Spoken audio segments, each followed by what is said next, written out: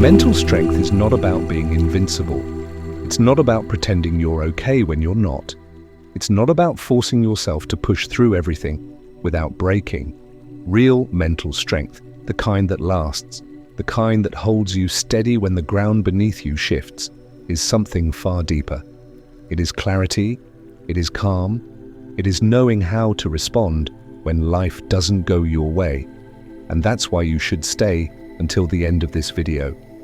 Because what we're about to explore are 4 timeless Buddhist lessons that will reshape how you understand strength, not as toughness, but as presence, not as resistance, but as resilience. And if that speaks to something inside you, write in the comments, true strength is stillness. Let that be the beginning of your shift. If you look around, the world tells you that strength is loud, that it's aggressive, that it wins arguments and never hesitates. But in Buddhist teaching, the strongest people are often the quietest ones. They don't need to prove anything, because their strength comes from the mind, not from force. The Buddha himself left a life of luxury and power to sit under a tree, to go inward, to see the nature of the mind. And what he found there wasn't escape, it was endurance. Mental strength, according to Buddhist wisdom, is not about never falling. It's about falling 1,000 times and getting up 1,001. The first lesson is non-attachment. This is the cornerstone of mental resilience in Buddhist practice. You suffer not because things happen, but because you cling to how you wanted them to happen. You wanted someone to stay. You wanted a dream to unfold a certain way. You wanted life to go according to your plan. And when it didn't, you broke. But non-attachment teaches you to loosen your grip. Not because you don't care, but because you realize that clinging is suffering, that holding on too tightly doesn't protect your heart, it strangles it. When you begin to practice non-attachment, you stop defining your strength by outcomes. You stop needing everything to go right in order to feel right. You start trusting the flow, even when it feels uncomfortable. That doesn't mean you become passive. It means you become wise. Hey, you give your best, and you let go of what you can't control. You stop measuring your worth by success, approval, or control. And in that letting go, you become free. Free from being tossed around by every disappointment. Free from collapsing every time something shifts. That is real strength, the kind that holds you steady in a changing world. The second lesson is right understanding. In the Noble Eightfold Path, the Buddha placed this as the very first step, because how you see the world shapes how you move through it. Most people move through life with distorted perception. They think pain is punishment, they think failure is a verdict, they think hardship is personal. But Buddhist wisdom invites you to see clearly, to understand that suffering is part of existence, that nothing is permanent, that what arises passes. And this understanding doesn't make you numb, it makes you strong. When you train your mind to see life as it is, instead of how you wish it to be, you begin to meet challenges with more equanimity. You don't waste energy resisting reality. You use that energy to respond skillfully. That's right understanding. It doesn't eliminate emotion, but it holds emotion within a larger view.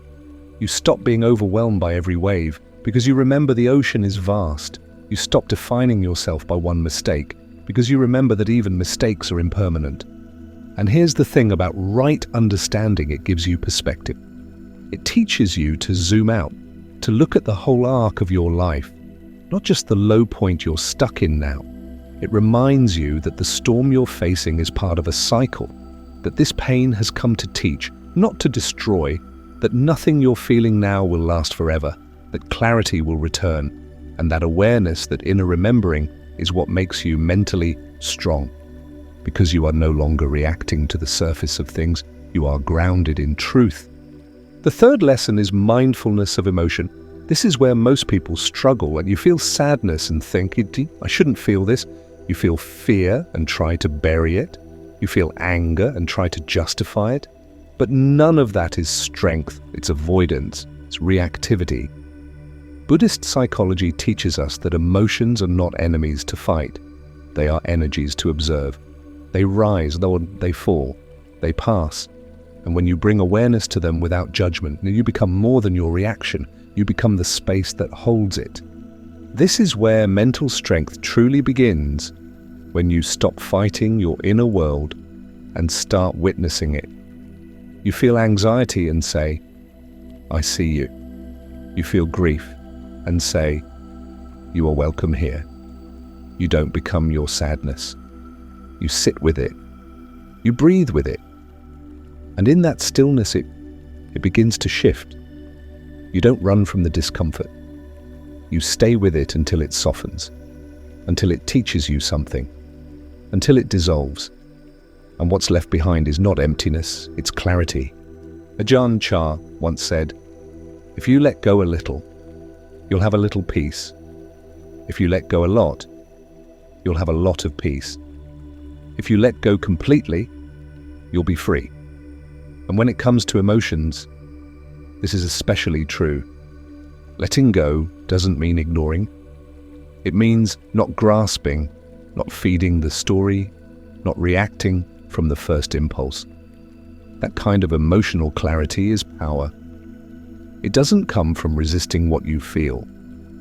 It comes from knowing how to hold what you feel without being drowned by it. So the next time a strong emotion rises, pause, name it, breathe into it, watch it like a wave, and remind yourself this is energy. It will pass. You are not wrong for feeling this. You are human. And when you allow your feelings without reacting, they lose their grip. You gain your presence. You remember your strength. The fourth lesson is compassion, especially toward yourself. Because mental strength without compassion is just another form of harshness. And harshness breaks you down. Real strength heals. Real strength holds. And no one needs your strength more than your own mind. The Buddha taught that you can search the entire universe and not find anyone more deserving of your love than you. But how often do you offer it? When you fail, do you scold or do you soothe? When you're anxious, do you attack or do you accept? When you're tired, do you push or do you rest? Mental strength is not forcing yourself to get up and perform. It's knowing when to pause, when to forgive, when to speak gently, when to start again. Self-compassion is not weakness. It's the root of resilience. Because the mind that is constantly criticized will eventually shut down. But the mind that is nurtured will rise again and again. That's what the Buddha understood, that a peaceful mind is a powerful mind.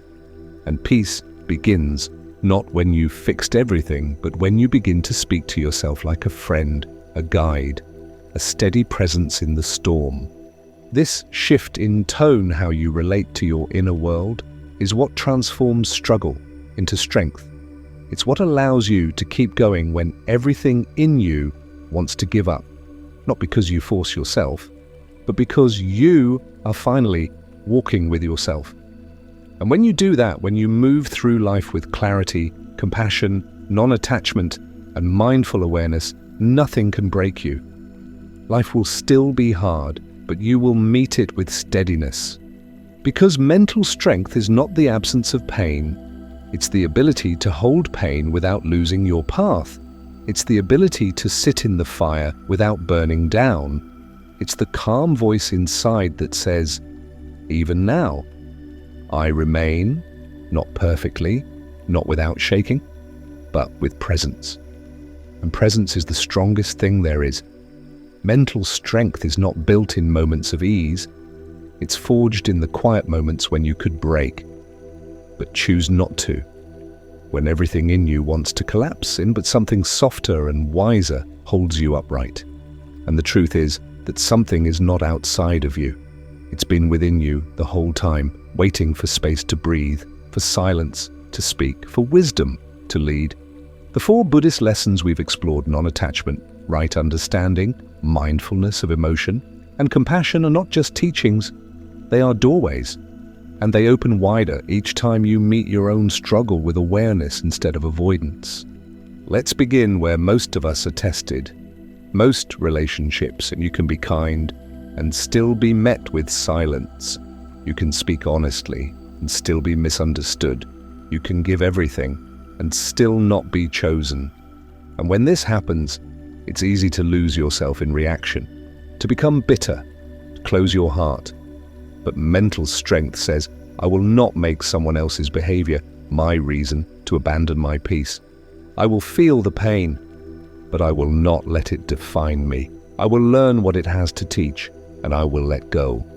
Non-attachment in relationships doesn't mean detachment.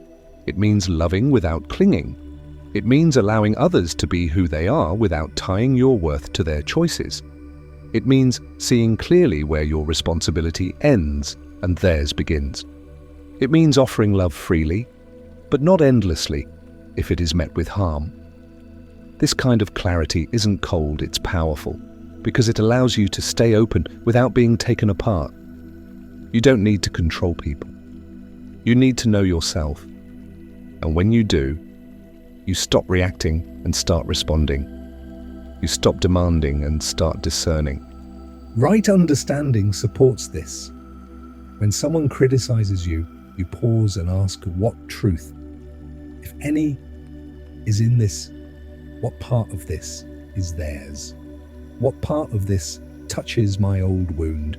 You stop taking everything personally, because you begin to see that most people are speaking from their own suffering. Their judgment, their silence, their tone, it often has more to do with them than with you. And that doesn't mean you tolerate everything. It means you meet it with insight, not insecurity. It means you learn to see through the moment to the deeper pattern underneath. This takes emotional awareness. The third lesson.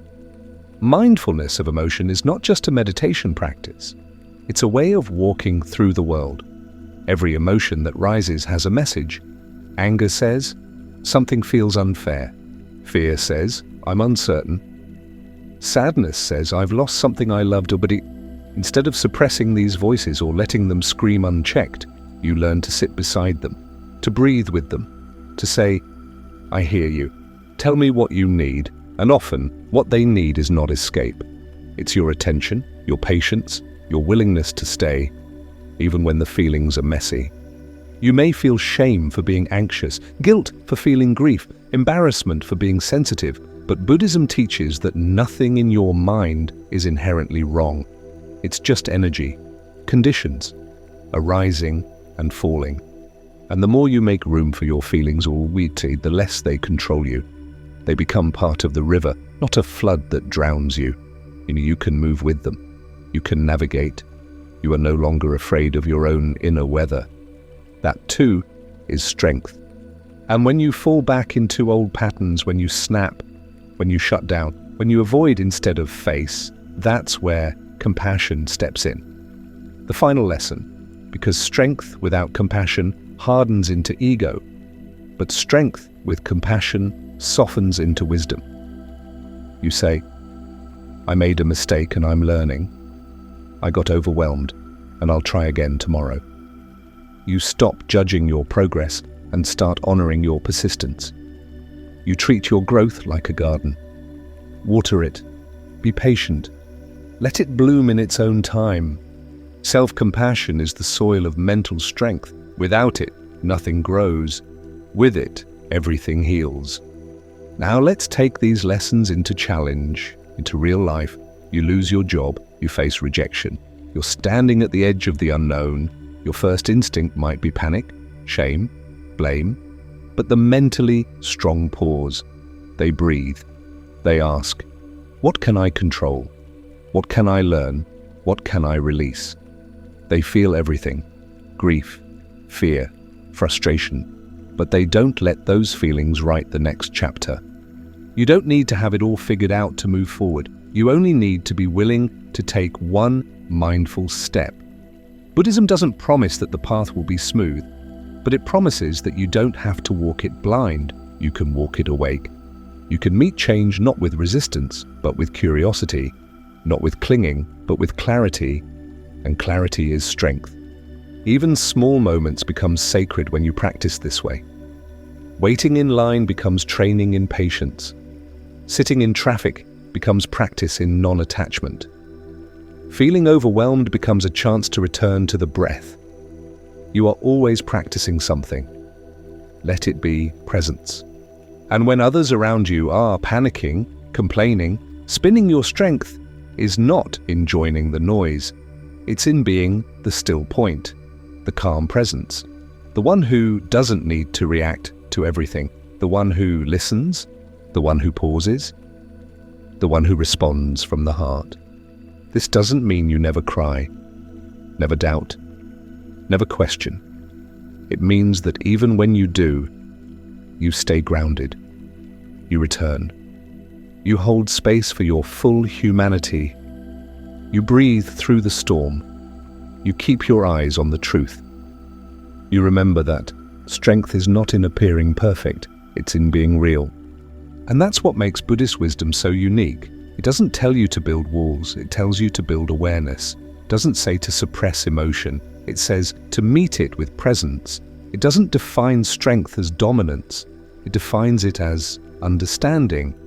Mental strength is seeing clearly, feeling deeply, responding wisely. And that wisdom doesn't come from reading books or reciting mantras. It comes from practice, from falling and getting up, from sitting with yourself when it's uncomfortable, from choosing stillness when everything pulls you to react, from holding the middle way, not swinging between extremes, but walking with balance. So here's what you can do each day. Start your morning with breath, even just 2 minutes. Set the tone. Before the world grabs your mind, return it to your body.